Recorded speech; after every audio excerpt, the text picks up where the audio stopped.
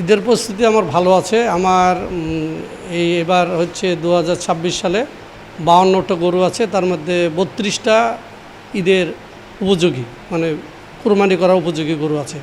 আমার সবচেয়ে ভালো গরু আছে, বাহামা আছে 2টা বেচার মতো বড় সাইজ, আর উলবাড়ির একটা ষাঁড় আছে, আর সাইওয়াল আছে 900 কেজি, সাইওয়াল আছে 6টার মতো, একটা ফিজিয়াম আছে 1000 কেজির উপরে, 1070 কেজি, আর উলবাড়িটা 1000-এর উপরে, ওটাও।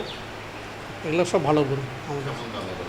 এগুলা 7-এর উপরে, 7-এর উপরে আমরা চাচ্ছি। এখন দেখা যাক, আল্লাহ ভরসা। এখন পাটি উপরে তো নির্ভর করে, পাটি যদি ভালো পাইতে দাম হবে, আর যদি না হয় তাহলে আমাদেরকে